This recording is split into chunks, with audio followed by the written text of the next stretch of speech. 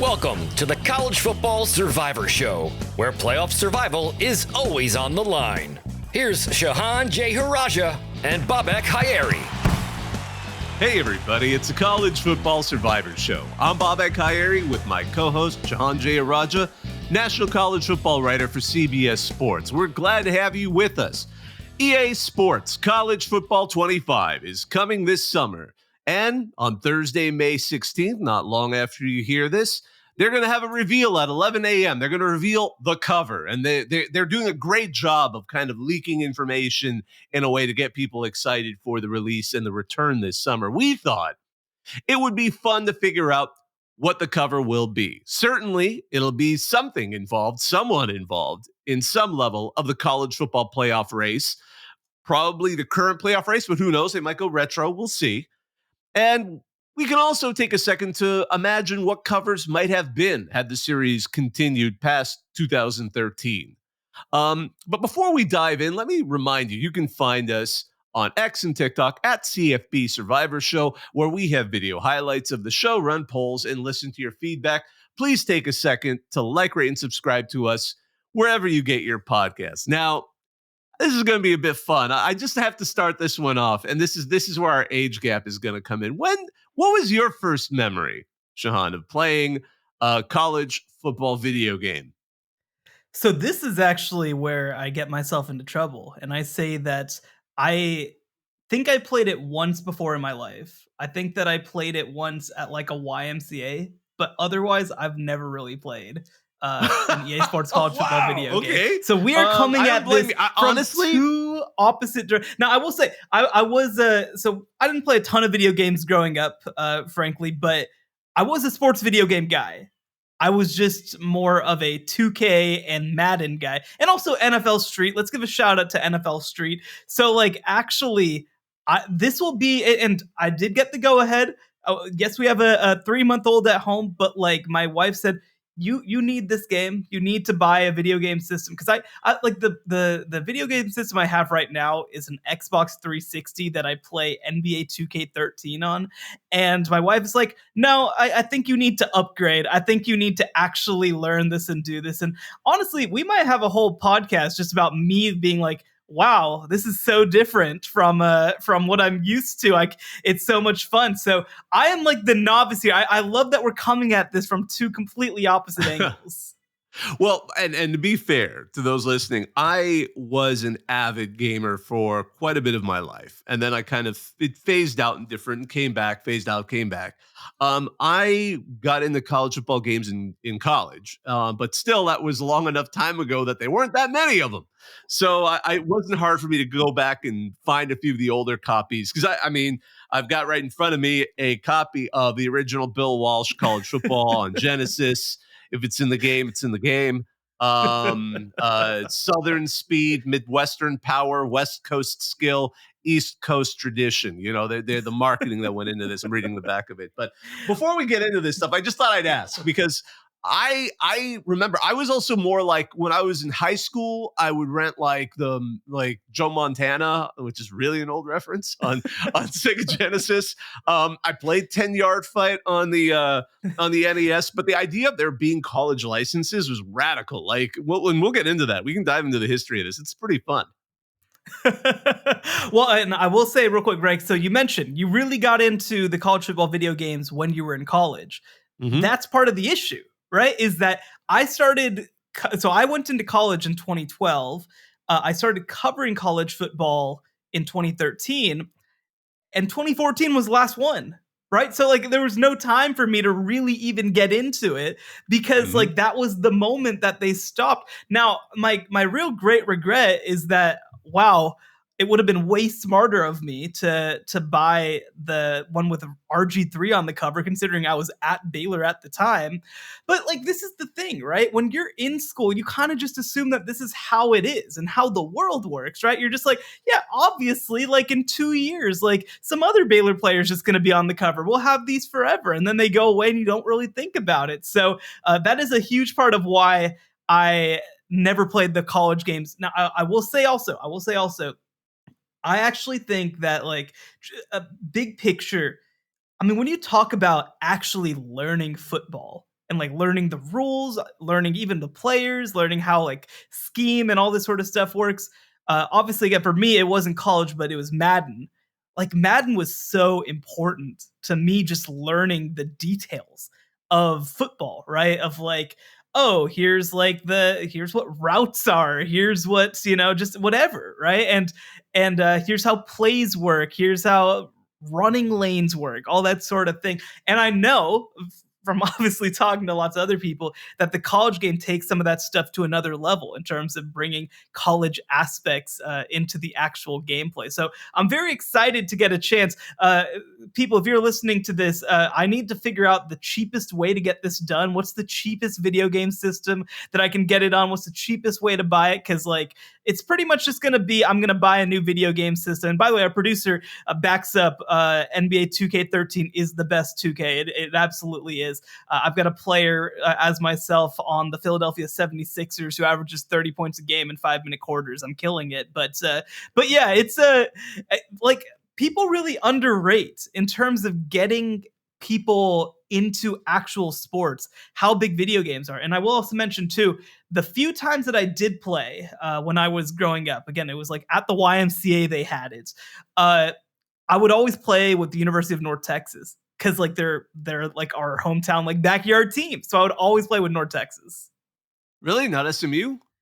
I know, I didn't really think about it that way, but I think I had driven more past Apogee Stadium than I had. Like, and they used to actually back in the 2000s, they'd have a giant display on the side of Mean Joe Green like glaring down at you. So I thought that was way cooler. And like I wasn't in University Park. We didn't frequent those neighborhoods. I didn't even really realize that SMU was a Dallas team until later. So UNC was again, I probably played it like 3 times in my life, but I played with UNC when I did. I love it. This is great. I cannot wait to dive into this. So before we do, I just want to also talk a little bit about the current game and why there was such a long break. And I thought I'd just kick off by talking a little, so to speak, a little bit about that because, again, EA Sports College Football 25 is supposed to be released sometime this summer. We don't know exactly when, but that's nothing to be alarmed about. They always came out in the summertime. Like the last time this came out was July of 2013. And always remember, they always put the year in the next year. So like, that's why it's going to be coming out this summer in 2024 and it's 2025. So the last game we had was NCAA football 2014, which came out in 2013.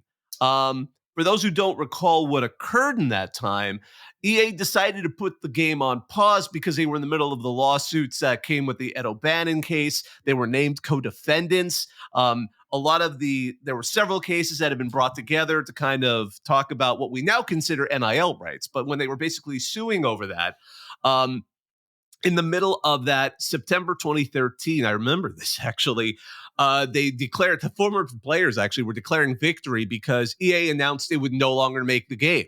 I remember that one kind of got a little gripey when some of the fans of the game found out. As part of this, they announced they were going to just stop making it. And then in May of 2014, they came up with a settlement. It was like $40 million with EA and the Collegiate Licensing Corporation, which is the people that handle the NCAA's licensing agreement. And that was distributed among the players after, of course, the lawyers got their cut. I think the players got like 77% of what came out of that. And then from there, we had the great pause. It's fascinating to me because if you grew up, and actually, I'm pretty sure it's got to still be this way with physical copies for those who still get physical copies of games, of like the older sports video games were always like bargain bins because who needs them? The fact that there was a decade-long pause for NCAA football, I was blown away at how expensive the old copies got. I mean, they used to be like, I remember when I wanted to finally just backfill my collection, it was like you went to the local like used game store in a mall and you paid like $5 and you could get whatever games you needed to now. Those are like coveted items. And I don't know, I've still got mine somewhere. I can't even find them.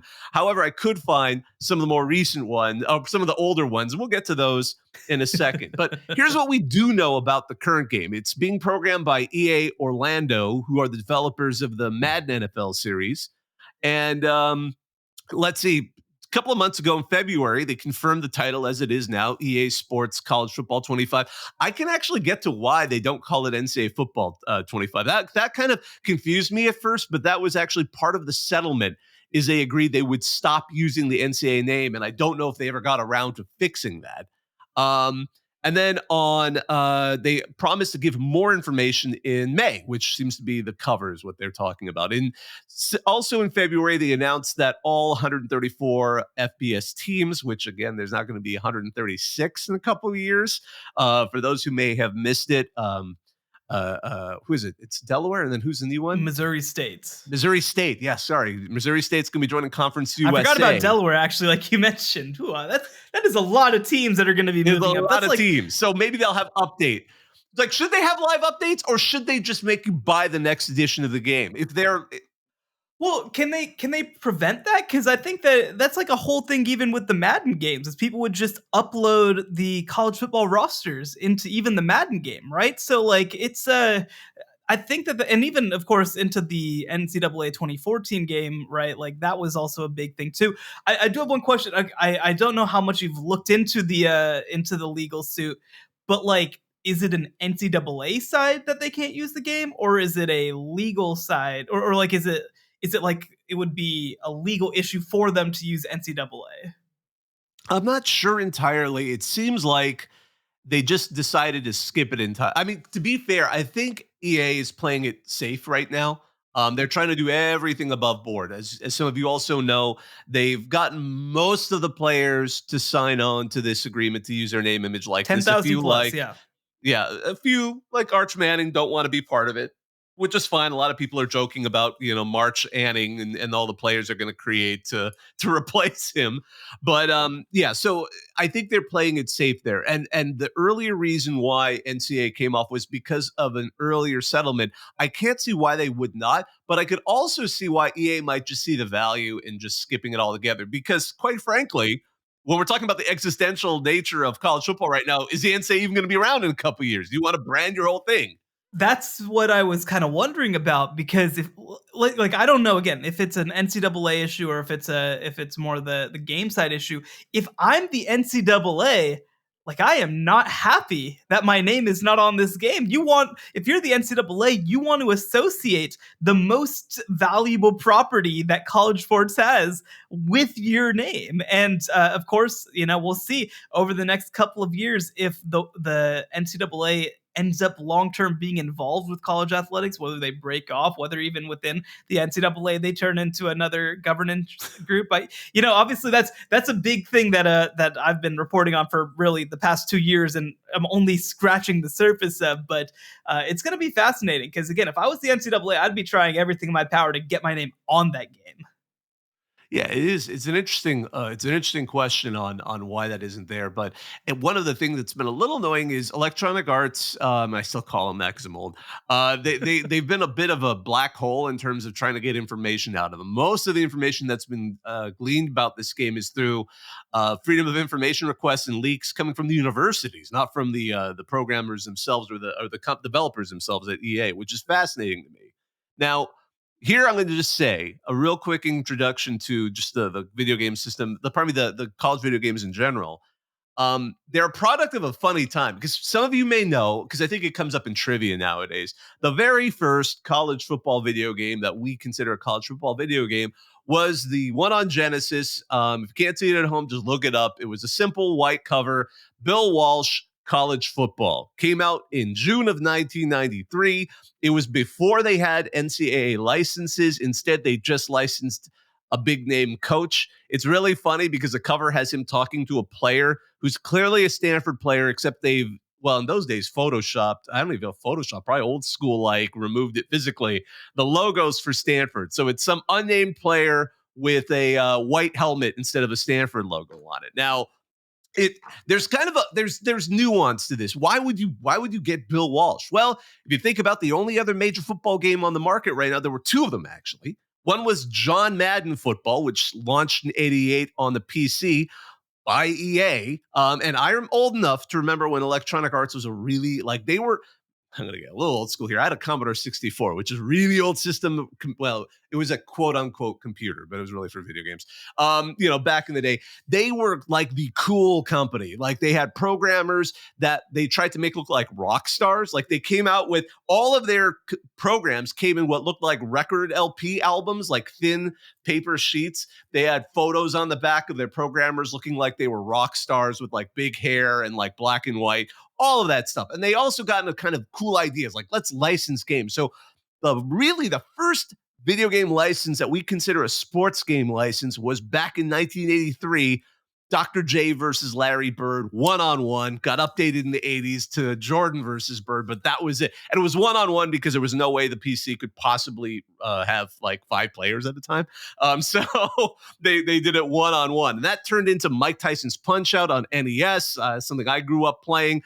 John Madden, as I said, came out in 88. And then Sega went bananas on this when they released the Genesis. Again, the whole idea is you got a sports game. How do we get people to pay attention to it? Let's get a big name. So it was like Arnold Palmer Tournament Golf on Genesis, Tommy Lasorda Baseball, Joe Montana Football, Pat Riley Basketball, all these games getting launched on the Sega Genesis. So in the middle of all of this, EA decided to continue their trend and get Bill Walsh. Now, for those who may not know who Bill Walsh is, because it's been a minute since he was been around, and he passed away not too long ago, but he had been a 3-time Super Bowl winning head coach for the 49ers. He retired in 88, decided to take a few years off, and then came back to coach in college. Now, he had coached at Stanford for several years before leaving to coach the 49ers, which obviously not that far away in the Bay Area. When he went back, his first season, 1992, just a banger. 10-2. They won the Blockbuster Bowl, which was apparently in Florida. And Blockbuster was a video chain. I guess I got to even put that for some of you younger listeners out there. Finished the season, number 10. They decide, all right, 1992, he did great. So that's roughly when you figure out who's going to be on the cover and who you're going to license with. They made the entire game named after him. Unfortunately, he lasted only 2 more seasons that were terrible at Stanford before he totally retired. But we'll set that aside for a second. So the game evolved. 1994, Bill Walsh College Football 95 comes out. They've got 36 Division I teams. By the way, let me step back for a second. You might wonder, how do you have a game without having the license for all the teams? Well, I learned trademarks from and trademark law, the idea of symbols, the idea of a brand name, all of that stuff, from looking at the Bill Walsh College Football team list from 1994. They could not get any of the schools, but you can always call something by its city name. So instead of having BYU, they have the Provo, Utah team. They have the Clemson, South Carolina team. It helps when your town's named after you. As a child, or not as a child, but as a college student, I still did not know where College Station, Texas was, or State College, Pennsylvania. I mean, I knew the schools, but at that point, I didn't know where anyone was. I knew Texas A&M. I knew Penn State, but I had no idea. Like, again, it's helpful when you're in a town called Syracuse. It's helpful when you're in a state called Michigan. But again, sometimes you get some awkward ones like Raleigh, North Carolina. That's a team we all know and love. Baton Rouge, Louisiana, popular team. Tallahassee, Florida, some of the great teams. And of course, they had to have Los Angeles and just the initials SC. So the fun ideas they had to get around that. So these teams started to come in, and part of it is the limits of the system. The big game for me was, I remember I was so thrilled when I was able to dig up College Football USA 96, because that was the first one to have all Division 1A teams, as we used to call FBS back then. How many D1 teams were there? 108. We just talked about that. We're at 134 right now, including a team that doesn't exist anymore. They had UOP, the University of Pacific Tigers, which had incidentally been discontinued the previous season, but it was too late to not make the game. So I love this. I love the evolution of the game. The first cover, and here, by the way, I gotta say, like, I got this one right here. I'm gonna just talk about it. So College Football 96. I'm not gonna, if you look up the cover, that was the first time they got rid of Bill Walsh. They decided to put random people on it.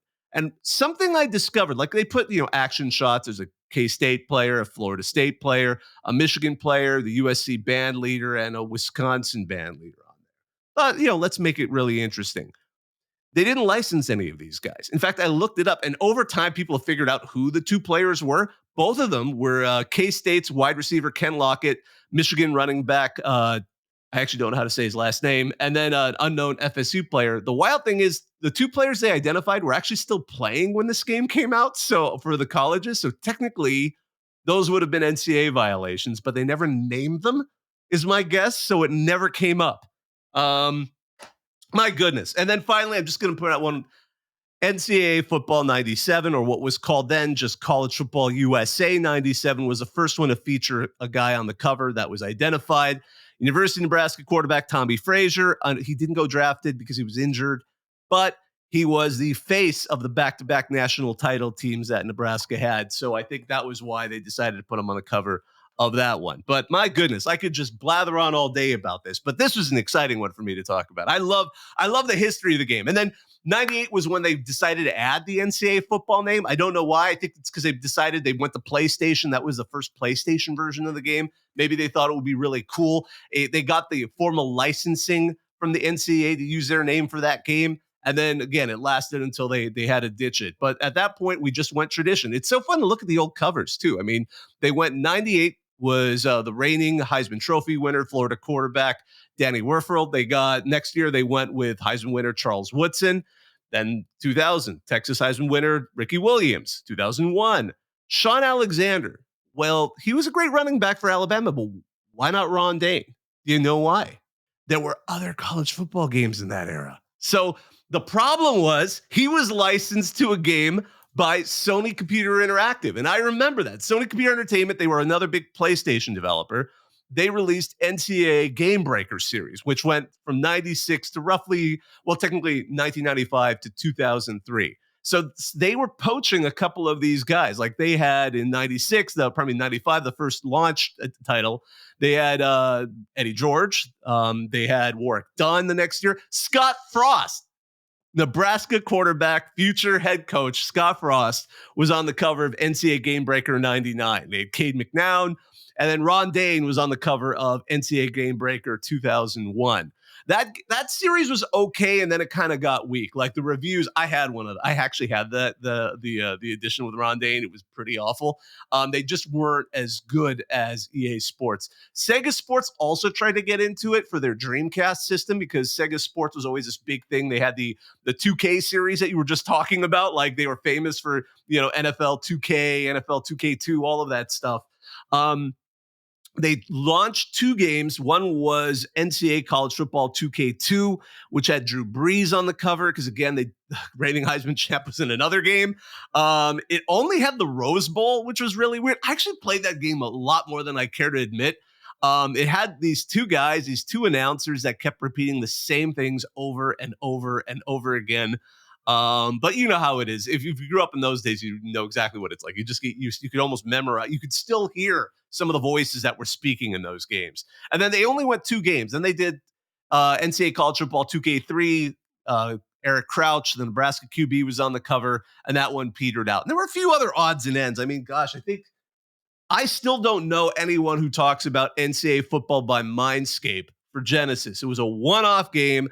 It had an NCAA football license. In fact, the entire logo is literally just the NCAA logo. That tells you how, in fact, it was NCAA football before NCAA football existed for EA. They must have, that might have actually interfered with why EA could not get the NCAA football on it if they had already licensed it to whatever Mindscape, which was a minor programming company that made sometimes craptacular games out there. I mean, Sean's just listening to me go over this history stuff. I'm just listening with y'all out here. I know way too much about this stuff, but all I got to say is that the covers are funny because the evolution. And I mean, for those of you who don't recall, like before the NIL, you couldn't use some of the reigning Heisman Trophy winners because they were still in school. One of my favorite examples was 2005. Matt Leinart was the reigning Heisman Trophy winner in 2004, after the 2004 season.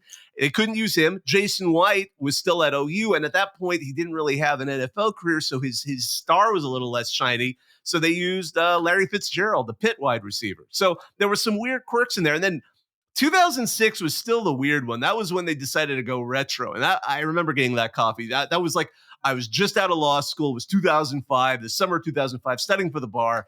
And I get the game and I'm like, Desmond Howard? Like, okay, cool. The 1991 Heisman winner out of Michigan. They did some really bad ideas with that. That was when EA was trying to do like, they didn't use the fight songs. They used random music they had licenses to. It was just an awful, awful experience in that game. Although it was the last one to have all the FCS teams on all versions of that. And there's actually a little question about whether there's going to be all the FCS teams in this latest edition of the game. There's been mixed messages. And first we were told there's not going to be any of them. And then some of the FCS teams were like, no, we're going to be in it. Hopefully they are. It sounds like when I'm Does EA know they're going to be in cut it? out of a movie. I don't know. I'm going to be curious whether that's actually the case, because there was some energy that felt like they were just putting out graphics. I'm curious whether there's actually going to be, but I mean, you'd assume, right? You'd assume that they've figured it out somehow. I mean, I know that with this game, to move it a little bit forward to the year 2024, I know that there are two editions of the game, right? There's a $70 edition and there's a $150 edition of the game. Yeah, $150? $150 for this video game. Are you in the game? Do they like send you? Do they scan your face and you get to be like? You get to be the cover athlete. If I pay $150, I better be on the cover of the game. That's all I'm saying. Maybe I'm old school. I did get some people tweeting at me being like, "So are you going to be in the game? Are like your tweets going to be in the game?" I'm like, I certainly haven't been asked to do that, but I certainly would if you want me to. But I don't. Yeah, for $150, you should get your tweets in the game. You should get your face in the game. You should get a personalized cover of the game. All of it. But no, I mean it's fascinating, right? So obviously, when we start to look a little bit at the cover athletes, especially, like you said, they couldn't have been athletes who were still in school at the time. Which, by the way, looking at 2006 with Desmond Howard, that's the most insane thing ever, because Vince Young just won the national championship for Texas for the first time since 1970. It's not like they didn't have a guy to put on the game. Like that's insane to me. They started to do strange things at that point because they made some odd calls. I remember a couple years later, they went, because the next year they went with Reggie Bush. That made sense. But then a couple years later, they went with Jared Zabransky, which on all covers of all the games, which I get it. The Fiesta Bowl was cool and everything, but it's not like he was like a really nationally known name. And then they the next couple of years, they decided to do a different cover on every edition, which was kind of cute, but it kind of stunk if the guy you like was on a system you didn't have. There were 5 versions in 2009, like Deshaun Jackson on the PS2, Matt Ryan, the Boston College QB. Can you imagine Boston College being on the cover on the PS3 version? Owen Schmidt, that fullback from West Virginia, was on PSP. I love it. The one edition they did on the Wii was Sparty. They just straight up put a mascot on it, which is the most Nintendo Wii thing ever. But yeah, and then the last one, people don't realize is 2013, or at least, NCAA Football 2014. That was a fan vote. Denard Robinson was on the cover, not because they thought he was the greatest player, because they had a fan vote. And if anyone has run an online competition, there are certain fan bases that can win. And right now, I guarantee you, if NCAA football had done that, if EA had done College Football 25 as a fan vote, we would have probably someone from Texas A&M or Nebraska on the cover. I would be shocked if it were another team, maybe Ohio State. But online champions, there's few teams that compete pound for pound. Will Howard just on the cover of the video game in an Ohio State jersey that he's never worn before. No. Wait, but we're talking about that deluxe edition. Let's take a quick break. We'll come back and talk about the cover that we know about and try and speculate on both the upcoming cover and the covers that could have come in the past here on the College Football Survivor Show. The College Football Survivor Show, where playoff survival is always on the line. So, Sean, you kind of set this up, talking about the cover we do know about, which is this deluxe edition cover for those of us who are going to spend a significant amount of cash on a college football game that's going to come out annually. there's a group of guys on the cover. I mean, it's not their actual faces; it's the backs of a group of men walking into a stadium, a nondescript stadium with flags flying. Although no Washington State flag. That was something that some people have noticed. If you're going to have flags, why on earth would you not include Washington State? And then a bunch of players, and you see Quinn Ewers, Jalen Milroe, supposedly. But the one that we're talking about right now is Quinshon Judkins. And what's he wearing? He is wearing an Ohio State jersey and helmet with, by the way, as I noted, all of the helmet stickers already on there because apparently he's earned them, pre-earned them. But what do you make of this cover?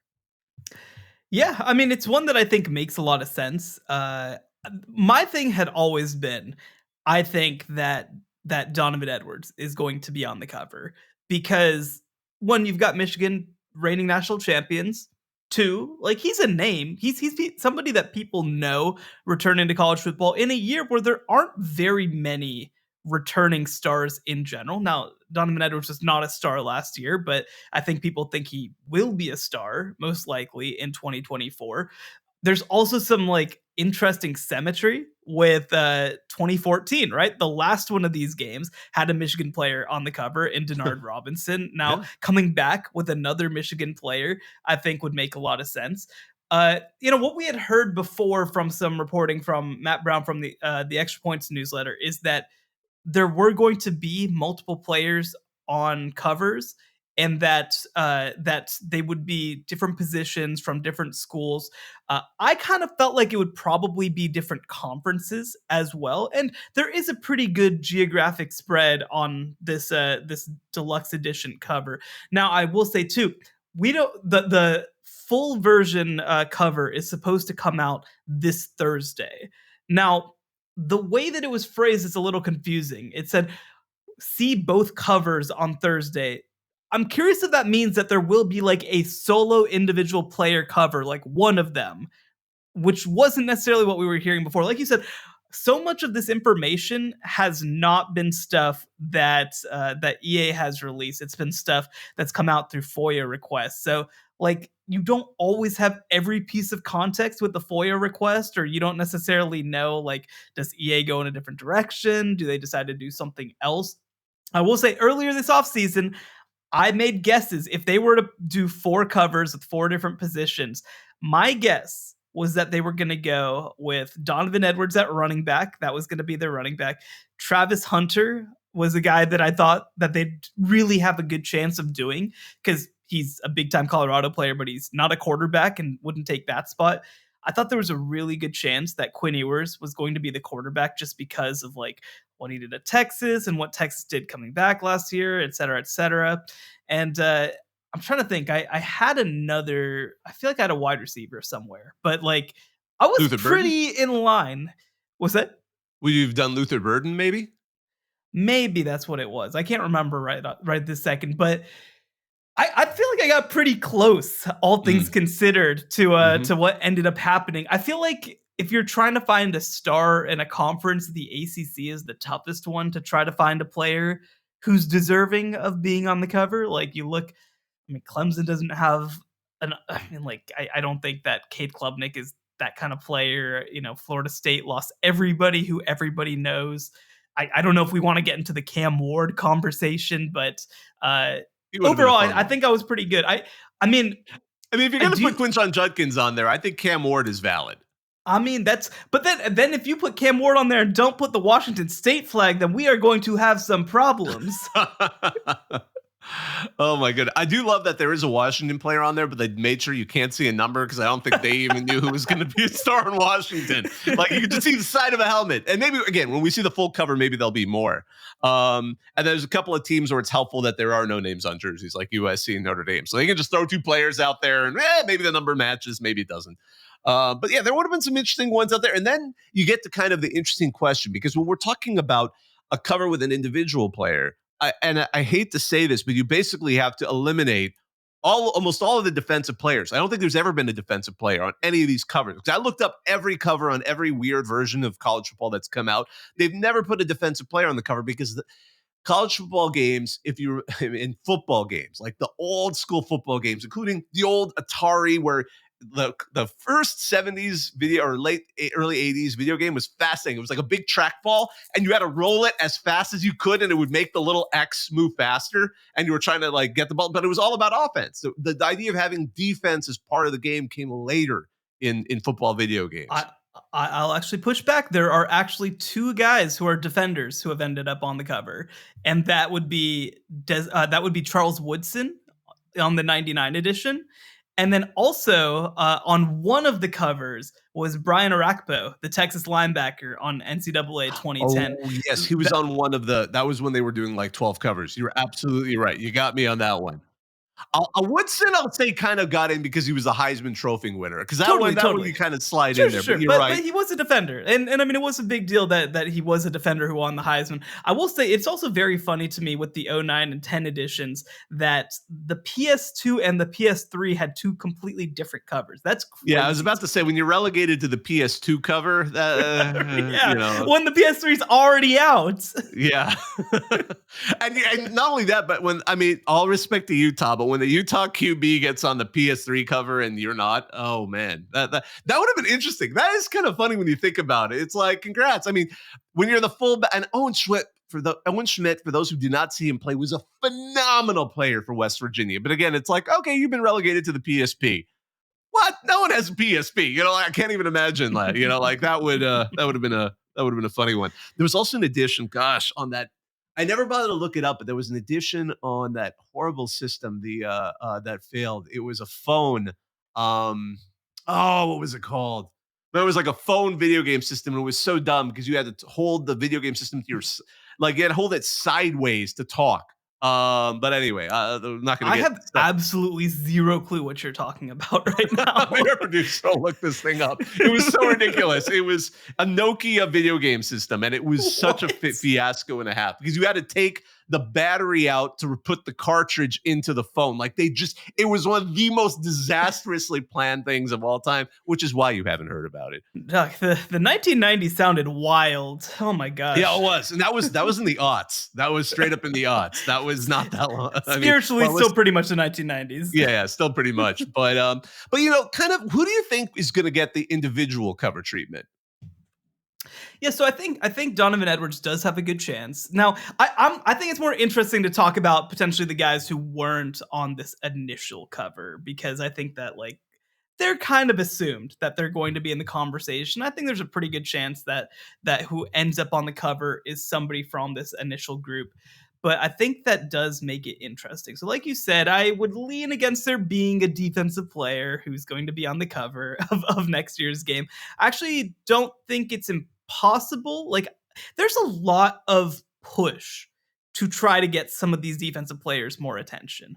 But I don't think there's a guy this year. There's not an obvious returner. Like if T'Vondre Sweat comes back, maybe we can get that into the conversation, but I don't think that's the case.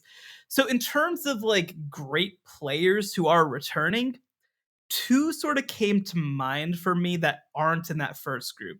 One was Ollie Gordon from Oklahoma State, the only national award winner to return. Also Xavier Watts, the defensive back from Notre Dame. Now, again, defensive player, it's going to be a little tougher to maybe get them on the cover. So maybe that isn't realistic, to be honest. I do think that when you look at this upcoming season, right, there are three teams that I think will be highly notable, and it's I think you look at Georgia, of course, with Carson Beck, who's on this cover. I think you look at Ohio State with, of course, Quinshon Judkins on this first cover. Somebody who I feel like I was a little surprised not to see on the first cover, who I think is going to be a pretty big name in college football next year, is Dillon Gabriel at Oregon. One of the most productive players in college football over the last 2 years, and potentially the face of the best chance, I think you could say, to take down Ohio State in the Big Ten. So I do think it's probably going to end up being Donovan Edwards, but he's also so front and center on the deluxe game. So I feel like I feel like maybe they gave him the ensemble one, but didn't. I don't know necessarily that they'll give him the. I don't know that they'll give him the solo cover in addition. Do you think they would be willing to really chase after the casual fans that like or have heard of people that may not be the most popular among the hardcore college football fans? And by that, would they put someone like Shador Sanders or even Deion Sanders on the cover, knowing that? Because again, I know when you talk to people, especially here in the offseason, where it's more of the people that are truly in the weeds of college football, that they get a little tired of it, and maybe they're like, "Oh, come on!" But at the same time, you talk to people. There's people who are just going to buy this game no matter what. There are thousands, if not millions, of people who are going to buy this game no matter what. So if I'm EA, I'm like, how do I get the attention of those people that might be more on the fence? They've never really played a college football game before. Maybe they just got to college this year, or they just are getting into it, like where I was when I went to college in an earlier time. And I'm just going to go after that. And if I see Deion Sanders on the cover, or if I see Shador Sanders, I might go like, huh, oh yeah, I know who that is. I mean, what do you think? Do you think they do that? Do you think that they'd put Baby Gronk on the cover? Do you think that they'd put Livy Dunn because she rizzed up Baby Gronk? Like, do you think that they'd put like, I don't know, Taylor like, Swift is not on the cover of the next Madden, I will be crushed. but like, two things with this. One, like, you're selling to college football fans. If you're selling to football fans, they're gonna buy Madden. Like, they're just going to. They're not gonna buy NCAA just because. And two, like, that just feels like the possibility of just being one of the worst aging covers of all time, right? Like it could be like October 7th, and already it's like, wow, that was dumb. I mean, like, I get what you're asking, but they are building a game, generally speaking, that's going to be focused on college football fans. Like, I think the smarter move to do something like that is put just Saban on the cover, right? Like, this is his year that he's heading out of it. I don't see an argument. Like, I just think that it would be a bit, right? Like, it would be like a joke in some ways to put somebody who's not really relevant to college football in a lot of ways on the cover. And look, if Deion Sanders has like a great year next year, okay, the next year, right? Like, if they win 8 games this year and have a chance to be like top 15 coming into the year, that changes the conversation a little bit. But I think it's also like, so much of this conversation, and not to turn this into the Dion conversation in general, but like, so much of this is Dion is a star in the NFL and is like a notable celebrity outside. But like, I don't think that that's the same thing as saying, well, we need to make this thing about it. Because like, if not, like, why not just put Patrick Mahomes on the cover, right? Why not put the Dallas Cowboys on the cover? Like, it's just ultimately, like, what is this game? Who are you trying to sell to? You're trying to sell something that's different than Madden to people who are different than who would buy Madden. And so I just don't see that as a realistic possibility. Well, you're saying we're not going to suddenly have Deion Sanders college football? Well, that's almost exactly what it is, right? Like, they almost tried this exactly with Bill Walsh. And I will say, they too, called it Nick Saban college football. It'd actually be kind of like, all right, I can go with that. I was gonna say, like, I honestly would not hate at all the idea of, I would have tying high it to expectations for the recruiting model. I would expect that recruiting Yes. model to be like an advanced simulation. Well, actually, and I feel like the other piece of this too is, I would love if they tied it to a person or an entity. But like, I think that it would be, because you talk about John Madden, right? John Madden was a good NFL coach, actually a pretty underrated NFL coach when you look at his actual records. Who was known a bit more as a broadcaster, and like, was not the biggest person in football when when the game started being named Madden. And so I would be like, I'd love to see something more like, hey, what about like a Lee Corso game, right? Like, I just try to tie in some people who have some cachet in college football. I think that maybe calling it Herb Street 24 might ruffle some feathers at this point. He's a little controversial right this second, but like, I do think that like the idea of trying to tie it into a brand of a person would be kind of cool, but it also just might be too late at this point. It might not be really something that you can just start from ground zero. And especially like, people know what Madden is now. Like, people know what Madden is more than they know who John Madden is at this point. And that's probably not something you can replicate. Yeah, no, I absolutely agree with you. And I'm trying to remember, there was one of the editions, I think it was Game Breaker, where they actually got the classic Keith Jackson to be the voice of that game. And that was fascinating. Although, again, due to the limitations of the PlayStation, they could only get like a handful of statements from like a good amount of like sentences, but like you'd get used to hearing Keith Jackson. But it was great because for those who've never heard Keith Jackson call a game, he was the man. And I think actually his last real game was a USC Texas Rose Bowl national championship game. I mean, that was a great pinnacle of the career, since we were talking about Vince Young and who would have been a good person in that cover. Um, before we as we slowly kind of come up to a way to wrap this up, it would be fun to kind of go through the games that we didn't get and who might have been an interesting person to be on the cover. Now, technically, it would have started with NCAA Football 15, but it gets confusing because that would have technically been the 2014 release. So we can just stick to like the 2014 release. Who do you think would have been the person to be on that cover of the 2014 video game? And we kind of go by year because I think this gets pretty quick, because there's two kind of groups of this. Like, we should keep in mind that we can't have a reigning Heisman Trophy winner if they're still. We should go by the rules the way they would have been. Okay. So that's the one thing I was going to ask is, are we approaching it like then, or are we approaching it like now? Because obviously we do have new rules. And so, well, and actually that was one piece too, was that I tried to approach it because I did approach it more as using now's rules, as guys who would have been stars heading. I think that'd be fun. Yeah. I started in 2021. That's when I started, because in July 2021, the rules were started, and I could imagine them coming up with some cute way to make an update. So, because then you get the Joe Burrow. That's the Joe Burrow one where, let's just rush him into actually, not Joe Burrow, pardon me. That's actually 2021. I decided in the old rules and the new rules, it would have been Trevor Lawrence. I can't imagine it not, because you would have had Devontae Smith. But Trevor Lawrence was such a big name at that point. Like, I could have seen him being the more marketable one. So let's just quickly go back to 2014. So 2014, like, if we're using the new rules, if we're using the you can be in college and still do it, then it is Jameis Winston. Like, it is 100% Jameis Winston. To the point that I actually, when I had a returning Heisman winner, I actually decided to like try to not do that because it's too obvious, right? Like, Caleb last year, Bryce Young the year before that. Like, it's too obvious, I think, in some ways, to just say the Heisman winner. It absolutely should, by the way, be that player. Like, that absolutely should be who you decide to go with. But I did feel like it was a little obvious.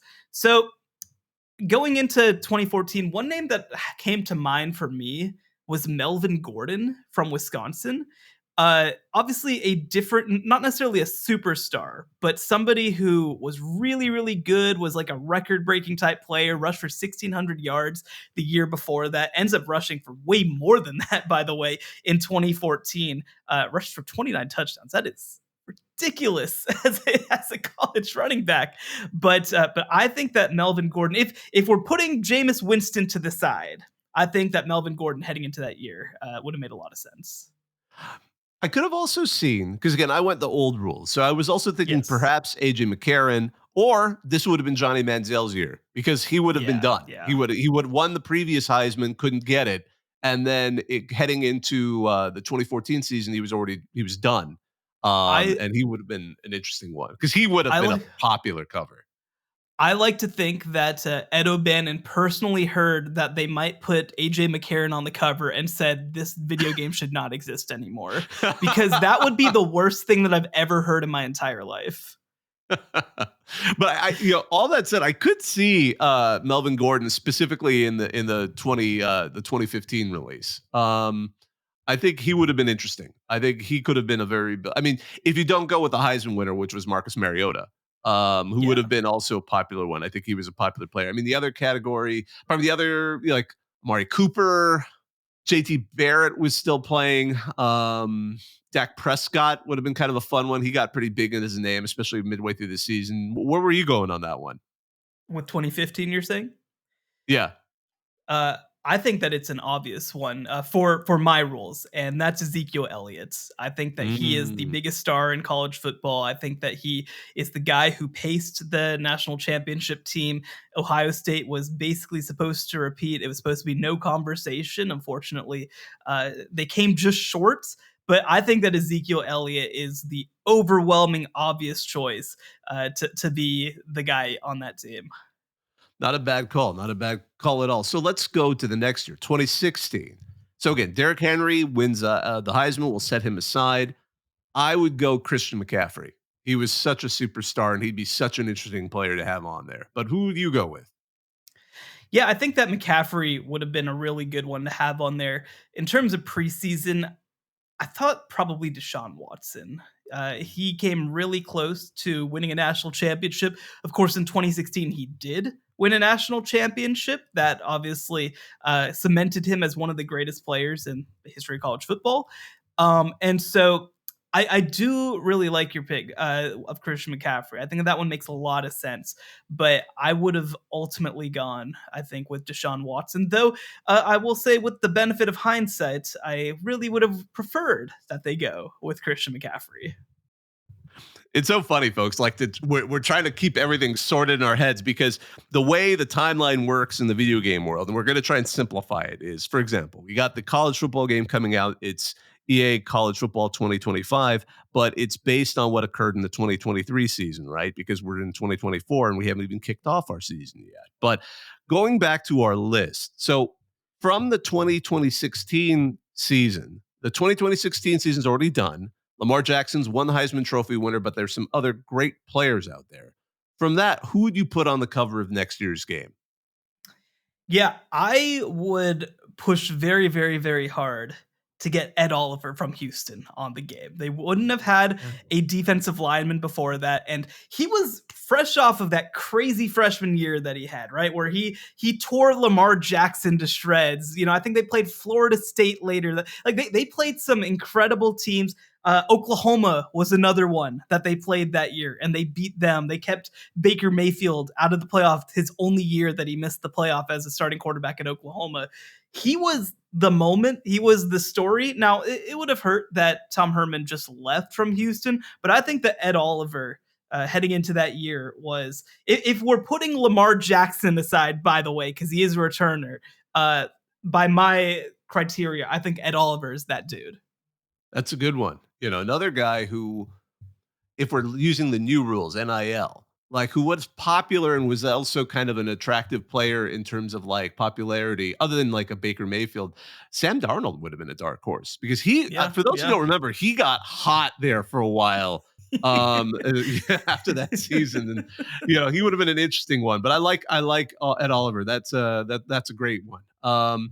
So then moving to the next season. So the 2017 season has now been completed. We're looking for the Yep. cover for the 2018. Now, again, the Raising Heisman winner is Baker Mayfield, and a Stanford running back has come in second again with Bryce Love. And Lamar Jackson is still playing, for the record. Who would you go from here? And The, outside of those as well. I mean, just those are who the top players were in the Heisman voting.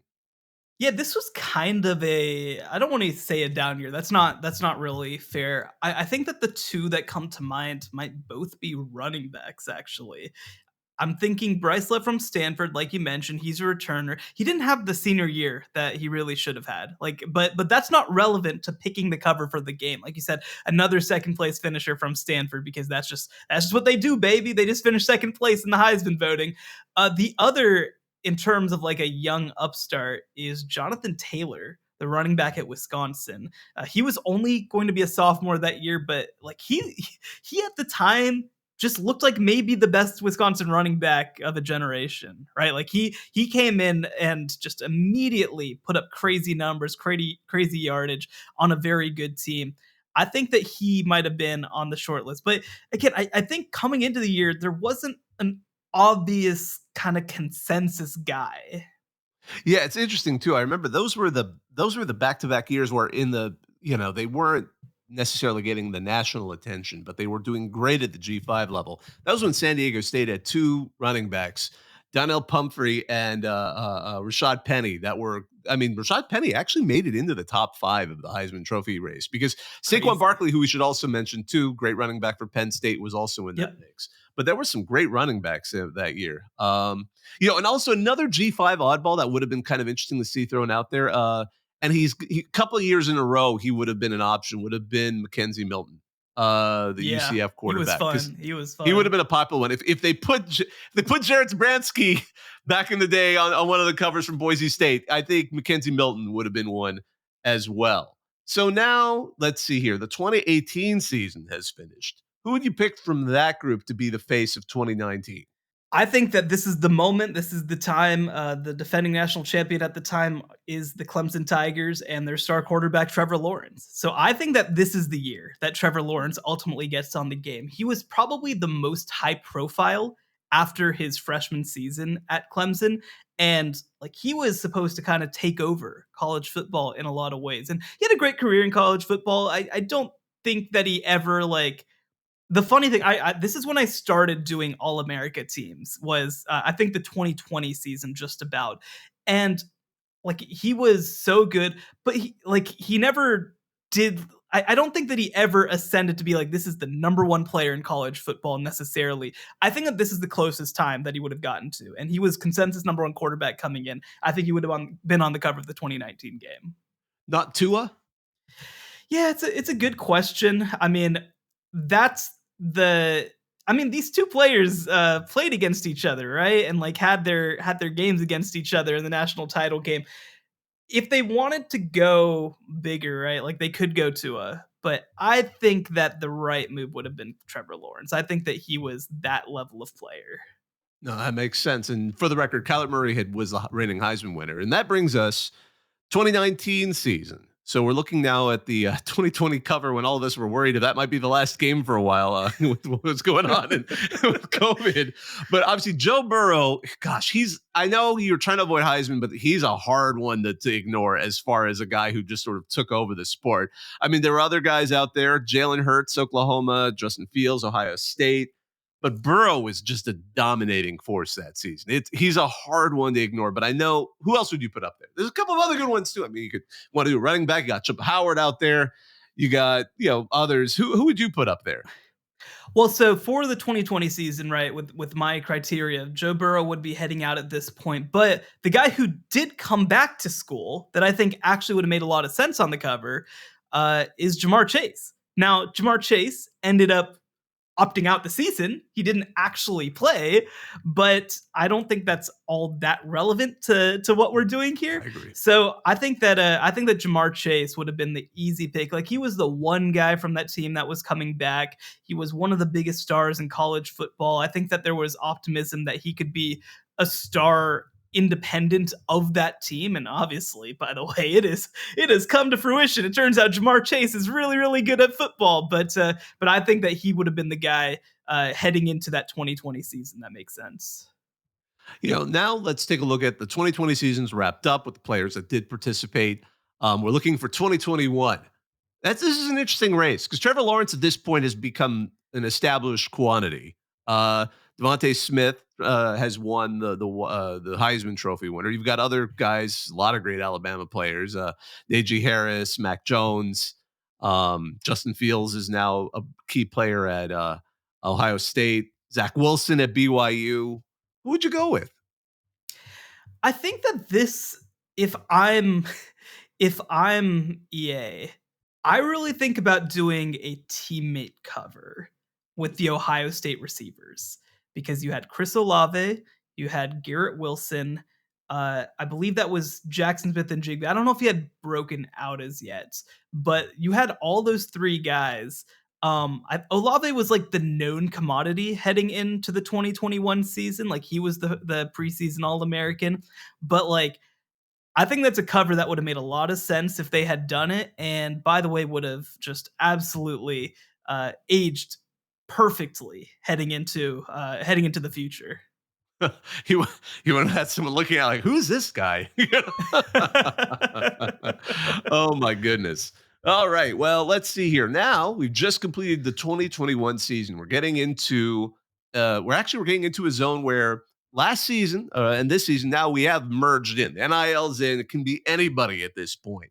So the reigning Heisman Trophy winner, Bryce Young, but there are a lot of other good players. I mean, Kenny Pickett, the last proof that Pitt had signs of life. I mean, the longer time is gone, the better he looks. How well he did. But CJ Stroud, Will Anderson, if you want to go with a great, defensive player again, who would you go with? It's a good question. So I think that there's a couple of different ways to go. I mean, Bryce Young is just like he obviously would have been on the cover of the game. There's no question about it. But to move away from the Heisman Trophy winners, because that's a little too obvious for me, Bijan Robinson at Texas is one that stands apart. I do also think, I don't know if they would have done it, but Jalen Carter coming back to Georgia, especially with them, by the way, coming off of the national championship and like the big. Now, I think the really big question is, would they have like at all considered not knowing what he was going to do the next year, Stetson Bennett, right? Because like he was the face of their first title in so many ways. That's one that I think would have been ridiculed at the time and that actually would have aged pretty well. But I don't know. I think that, again, it would have been Bryce Young. Jordan Davis from Georgia would have been a better argument in some ways in terms of a bigger name. No, if he was coming back, then I think that Davis would have been number one on my list. But and Carter was always seen as like definitely a teammate with Jordan Davis. Like I think that he very much was a name as well, but he just probably wasn't quite as much a name as Jordan Davis was heading into the year. Now, granted, I mean, it's one of those things, right, where you're just like, I mean, Georgia won the national championship. They have a chance to be really good again this next year. Like, do you just need to try to get them on the cover of the game? Like, do you just need to figure it out? Like, put some of the defenders that are coming back. You can put multiple potentially on the cover. I don't know. I would have been curious how they would have handled it. My goodness, like I'm now thinking if Bijan Robinson was on the cover, like I would have had him sign the NIL deal that he could hold some of his Bijan Dijon, in the cover. Like, oh, that would have been in the game. Absolutely. Actually, that's a great point. This is something that we really need to hope is in the game. Is like the weirdo endorsements that some players will have. They need to push real hard for that. I want crowds to get really hostile and start throwing mustard bottles onto the field. Like get some of that, some of that Tennessee Ole Miss flavor going on there. That would have been glorious. So now we're getting closer to it. So now the 2022 season has been completed. Now we're looking at the game that all of us are still playing because, it's the game we would still be playing. This is a hard one because you've got some interesting players and some guys have stuck around, some guys that haven't. We're putting Caleb aside, by the way, because Caleb would be a really hard one to argue. Caleb's the obvious one. Yeah. So we're putting him aside. Blake Corum, what do you think? He'd be an interesting one. I mean, we didn't know Michigan was going to win at this point, right, but he's a guy who's returning and was a face of his program. But I'd love to see who would you put? It's interesting, right? Because I think Corum makes a lot of sense. The thing that's tough is that he's just off the ACL tear, right? Like he is just off it. There's no guarantee that he's going to be what he became the next year. Michigan kind of got embarrassed in that Fiesta Bowl too. So like, I just feel like the timing doesn't line up awesome. So they could go with the Georgia player again, right? They could go with Brock Bowers, especially if they don't do it the year before and Georgia's the back-to-back reigning national champions. I think that changes things quite a bit. Marvin Harrison Jr. is the overwhelming top receiver in college football going in. I think the right decision would have been Blake Corum. I just am curious what they would have actually picked. And again, it would have been Caleb Williams, so this is really kind of a moot discussion. Actually, I would have put on the cover the Hypnotoad. I would have just straight up put the Hypnotoad on the cover. And then you would have hypnotoaded your way to a 5-7 team. Like one of those ones where if you tilt the cover, like his eyes start spinning, or moving or whatever. Like that would have been cool. My goodness. That better be in the game. So let's so now we're heading into this year and we talked about who we think it might be. If it was you making the pick though, heading into this year, right? We're in the NIL era. It can be a current player. It can be a former player. It also can be a coach or a personality. Like you have everything available to you. Who's your pick? I would pick someone who symbolizes what's going on at this moment in time, and the idea that this is the season where major shifts have finalized. Like the two mega conferences are here. So I'd pick a face of not only a mega conference, but somebody who their team just moved, who is a big player, Quinn Ewers, the quarterback of Texas. Yeah. He's considered a big Heisman favorite, and he is above the others. I mean, because some of the other moving teams don't necessarily have a player quite at the level he is at right now. Because he's got competitors. Certainly there's some players right there, but Ohio State's staying put. They're not moving anywhere. So all those players kind of don't fit. But Quinn Ewers, in my mind, he'd be a great one. I think that's a really good pick, arguably the right pick. Like you said, just so many storylines. He's the only quarterback from a CFP team coming back in 2024. He plays for a big brand. He plays for a team that's moving, like you said. He's somebody who is very intertwined also with the NIL era. He came to college early in order to take advantage, by the way, of the NIL era. He's somebody who wasn't expected back in college football because of course, his NFL pedigree. So I think that that's a pick that makes a lot of sense. Like I said, too, Donovan Edwards was one that felt like an obvious choice from NCAA, from EA Sports for me, just because of kind of the dynamics that you mentioned at Michigan. I think that if you really wanted to get real about it at Michigan, that interior defensive tackle combo, like putting those two guys, Kenneth Grant and Mason Graham on the cover, that would be a lot of fun. They would probably not do something like that, but that would be a lot of fun. But yeah, I think ultimately Quinn Ewers is probably the right pick when you talk about it. I mean, when Texas is Texasing, it's pretty hard to compete with what they are. And it's pretty hard to compete with the attention that they get. Now, like, I think that if it's me too, like, I also put more than one Texas guy on the cover, as opposed to just, like, being like Ewers is now and Ewers is the moment. But at the same time, it makes a lot of sense for them to put a player like that on the cover. And the other thing too is because the Michigan-Ohio State thing, like, you almost have to pick a side in that, right? So, like, Ohio State, I think, is probably the best team in the country coming into the year. But how can you put Ohio State on the cover when Michigan just won the national championship? Like, you can't do that. I'm sorry, you just can't. If Oklahoma won the national championship, we're not going to put Texas on the cover. It's just not how it works, right? So, like, that's a ridiculous thing to do. I think that Texas sidesteps some of that, right? Like, they don't get caught up in, like, the overarching politics of everything else and, like, the weirdness of it. Like, I think that people, again, if you put an Ohio State player on the cover, people are like, that's dumb. I don't think that you make that same sort of argument with Texas. And so Quinn Ewers makes a lot of sense. Yeah, he's a safe pick. Absolutely. Well, I can't wait to see what we see on Thursday for this. By the way, I looked it up. It was the N-Gage. That's the video game system I'm trying to remember that is long forgotten for good reasons. The Nokia N-Gage. And the NCAA Football 2004 ended up on it. The screen was vertical, like it was vertical oriented, like some of those old shooters.